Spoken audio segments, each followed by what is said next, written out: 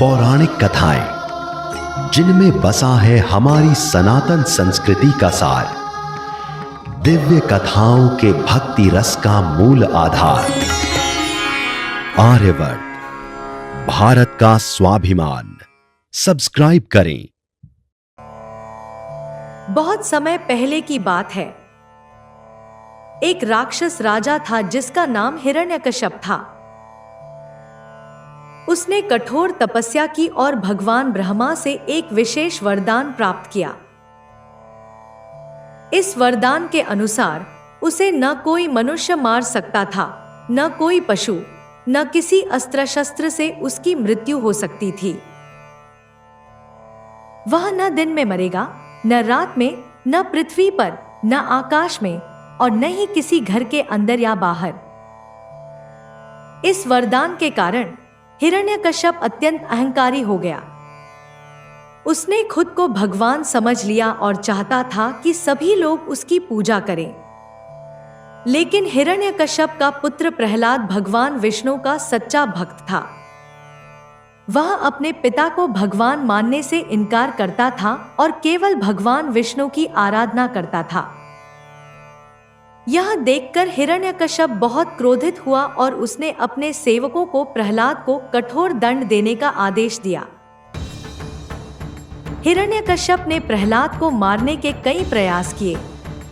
उसने उसे पहाड़ से नीचे गिरवा दिया, उसे हाथियों से कुचलवाने की कोशिश की, उसके भोजन में विष मिलवाया और यहाँ तक कि अपनी बहन होलिका की सहायता से उसे जलाने का प्रयास किया। होलिका को वरदान था कि अग्नि उसे जला नहीं सकती थी। वह प्रहलाद को गोद में लेकर अग्नि में बैठ गई, लेकिन भगवान विष्णु की कृपा से होलिका जलकर भस्म हो गई और प्रहलाद सुरक्षित बाहर निकल आया।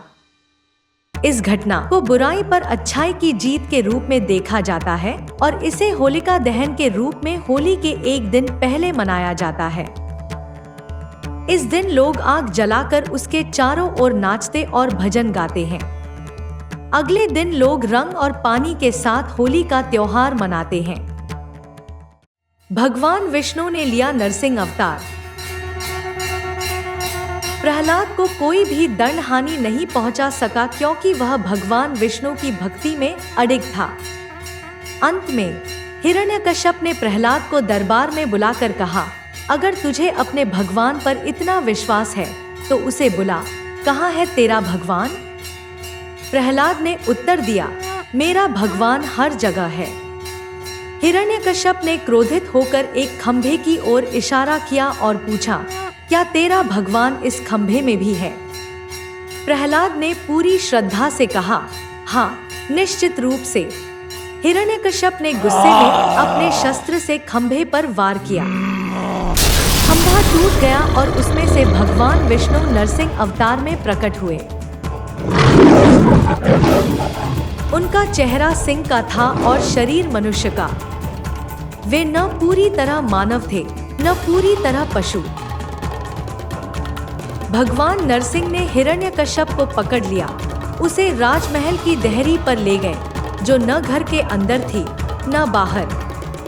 वहां उन्होंने अपने तीखे नखों से उसका अंत कर दिया। इस कहानी से हमें दो शिक्षाएं मिलती हैं। यदि हमारी श्रद्धा सच्ची हो तो हम हर चीज में भगवान को देख सकते हैं।